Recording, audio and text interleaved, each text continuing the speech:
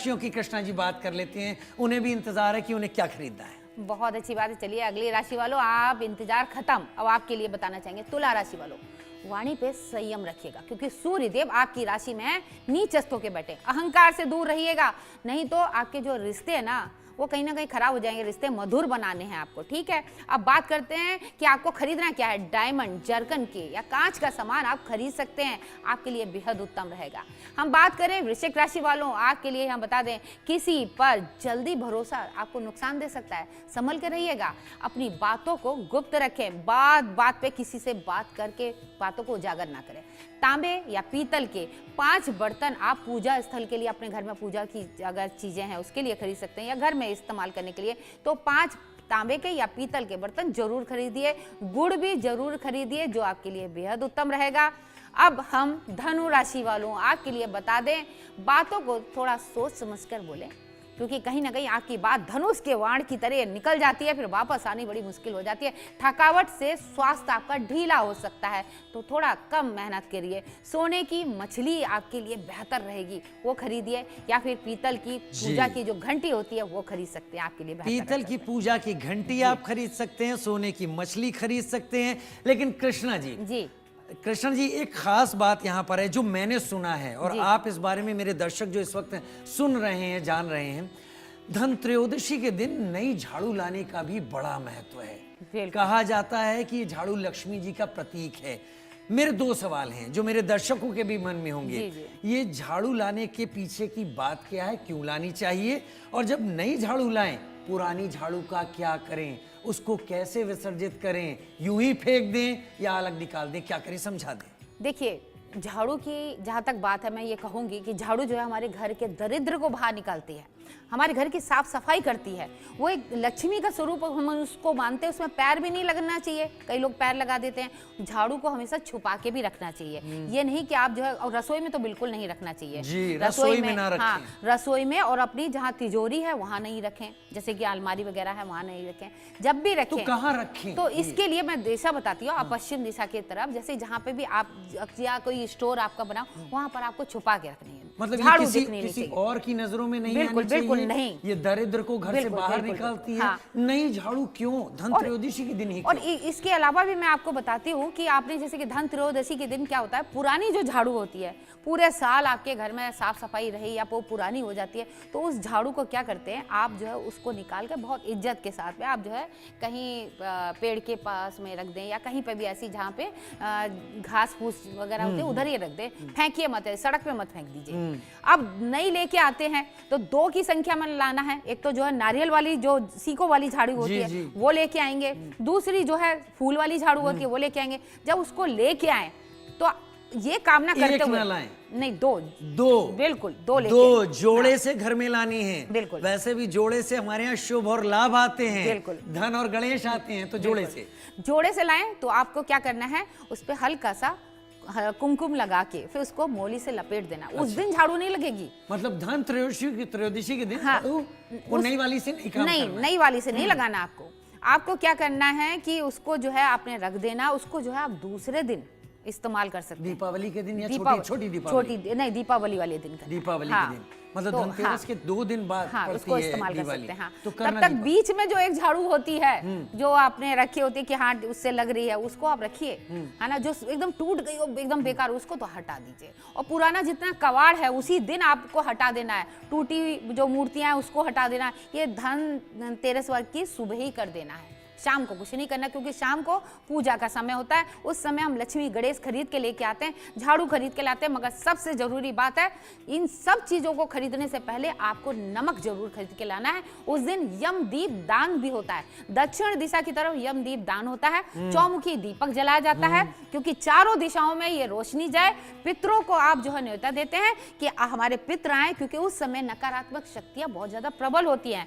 कहते हैं कि बहुत किसी के ऊपर जादू टोने भी उस समय ब्लैक मैजिक का बहुत ज्यादा प्रभाव रहता है, अतृप्त शक्तियां बहुत घूमती हैं। उनसे जो आपको प्रोटेक्शन अगर मिलेगा तो वो आपके पितरी दिला सकते हैं। तो तो आप पितरों के नाम का दक्षिण दिशा की तरफ एक दीपक जलाएंगे, प्लस जो है आपने यम नाम का एक दीपक जलाना है चौमुखी, जिसमें एक सिक्का डालना है। आटे का जलाते हैं तो बेहद उत्तम रहता है। उसके बाद सुबह जल्दी उठकर, क्योंकि ये दीपक चोरी भी करते हैं कई लोग, उसको आपने सुबह उठा लेना है। ये क्यों? वो इसलिए होता है कि आटे वाला दीपक? जी बिल्कुल। अच्छा, हाँ, मैं इसके लिए मैं आता हूँ, दर्शकों आता हूँ, ये बहुत खास बात बताई। जो आप घर के बाहर चौमुखी दीपक जलाते हैं, उसे कह रहे हैं कि लोग चोरी भी करते हैं। इसकी वजह क्या है ये भी आपको बताएंगे, और ये भी आपको बताएंगे कि दीपावली के दिनों में जो आतिशबाजी या जो रोशनी की जाती है, अब तो कई जगह पटाखों पर प्रतिबंध है, जो रोशनी की जाती है उसका अर्थ क्या है, क्यों होती है वो चीजें। लेकिन पहले अगली राशियों की बात कर लें, बहुत लोग इंतजार कर रहे हैं क्या खरीदना है। बिल्कुल बिल्कुल, यहाँ पे मैं बात कर लेती हूँ बाकी की जो हमारी 3 राशियां हैं। मकर राशि वालों, आपके लिए बता दें, आपकी जो मेहनत है ना वो रंग लाने वाली है। मेहनत करते रहिए, किसी से अचानक मुलाकात आपके लिए बेहद फायदेमंद होने वाली है।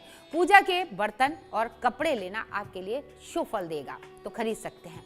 हम कुंभ राशि की बात करते हैं। दोस्तों के साथ मुलाकात आपकी बहुत अच्छी रहेगी, दिन अच्छा रहेगा। परिवार को शुभ कार्य का संदेश मिल सकता है, कोई भी आपके मांगलिक कार्य आपके घर में हो सकता है। घर के लिए चांदी का पान का पत्ता, चाहे छोटा ही ले मगर जरूर लें, आपके लिए बेहतर होगा। मीन राशि आपके लिए बता दें, मन आपका बेचैन रहेगा तो थोड़ा शांत रहिए। नौकरी और व्यवसाय में मंदी के कारण थोड़ा सा मन दुखी हो सकता है। ग्रहों की स्थिति है क्योंकि शनि की 7.5 आपके ऊपर चल रही है। पीतल का लोटा और गोल्डन घड़ी खरीदना आपके भाग्य को चेंज कर सकता है, लक्ष्मी जी की कृपा बना सकता है। लक्ष्मी जी की कृपा बना सकता है आपको। कृष्णा जी ने बहुत कुछ चीजें बताई, क्या खरीदना चाहिए क्या नहीं खरीदना चाहिए, और ये सिर्फ इसलिए बताई कि आपके घर में शुभता है। लेकिन कृष्णा जी अपनी उसी बात पर लौट कर आते हैं, वो चौमुही दीपक जो है, जो घर के बाहर धनत्रयोदशी को जलाना है, उसे क्यों वापस अंदर रख लेना है और क्या करना है उसको? देखिए, वो जो आटे का जो दीपक होता है, आटा क्या है? अन्न, अन्नपूर्णा माता का आपने नाम लेके, उस आटे का जो चौमुखी दीपक है उसमें आपने एक सिक्का डाल के जो दीपक जलाया है, वो आपके घर की शुभता, आपकी आयु के लिए होता है। आपके घर में जैसे कहते हैं किसी की अकाल मृत्यु से बचाने के लिए, क्योंकि हमने यम के नाम का दीपक वो भी आटे पे जलाया। वो अगर कहीं बाहर रख दे, कोई ब्लैक मैजिक करता हो या कुछ ऐसी चीज़ों में ज़्यादातर ध्यान देता है, तो कई बार होता है कि वो आटा, आप ये देखते हैं कभी कभी उल्लू भी उठा के लेके जाते हैं, उस दौरान आपको उल्लुओं के जरूर दर्शन होते हैं, तो ऐसी बिल्ली खा जाती है। इन सब चीज़ों से इसीलिए बचाया जाता है। रात में जैसे ही वो जैसे बंद हो जाए, आप उसको उठाइए और उसके बाद लाल कपड़े में लपेट कर पूरे साल रखिए।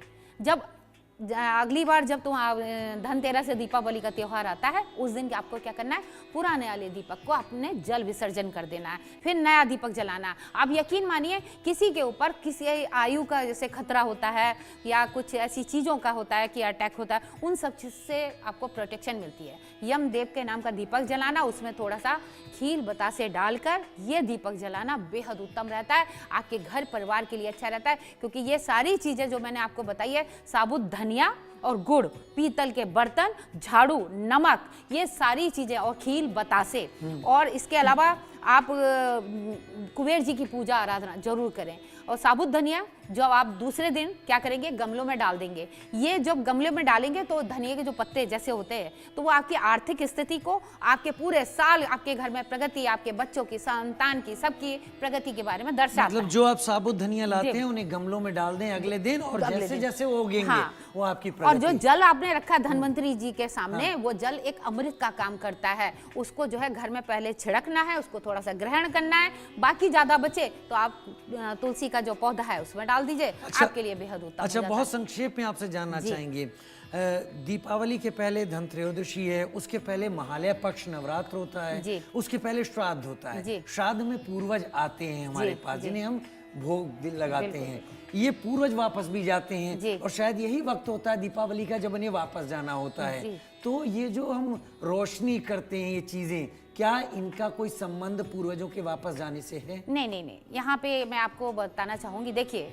जो हमारे पितृपक्ष में जो आखिरी हमारा अमावस्या होती है, पितृ विदाई, तो अमावस्या में जो विदाई होती है वो तो हो चुकी होती है, मगर जब भी आपका कोई भी त्योहार आएगा, उस त्योहार में आप अपने पितरों को, जिस तरीके से देवताओं को हम न्योता देते हैं, उसी तरीके से हम पितरों को भी न्योता देते हैं। और जहाँ तक जगमग करने की, रोशनी की जो बात है, जिस जगह रोशनी ज्यादा होती है ना, आपका अट्रैक्शन वही जाता है। तो लक्ष्मी जी इसी रोशनी में खो के आपके घर आ जाएंगी, आपके वारे न्यारे हो जाएंगे, आपके घर में धनतेरस, दीपावली और भी ज्यादा शुभ हो जाती है। स्वास्थ्य, वैभव, धन, समृद्धि ये सबके लिए है और जिस घर में आती है सुख शांति भी वहाँ स्थायी रूप से निवास करती है। कृष्णा जी ने बहुत कुछ जानकारियाँ आपको दी होंगी, उम्मीद है आपने नोट ज़रूर की होंगी, क्योंकि ज्ञान इनके पास है, हमारे पास उसको नोट करने की ताकत तो है, वो आपने कर लिया होगा और उसी तरीके से आपकी धन त्रयोदशी आगे मनेगी, हमें पूरा यकीन है। बहुत धन्यवाद कृष्णा जी, आपने इतनी जानकारियाँ दी हमारे दर्शकों के लिए। दर्शकों, आने वाले त्योहार का समय, धन त्रयोदशी ज़्यादा दूर नहीं है, तो तैयारी कर लीजिए। चांदी सोना नहीं, पीतल ही सही, वो ही खरीदिए, घर लाइए और शुभता पाइए। हर हर महादेव। हर हर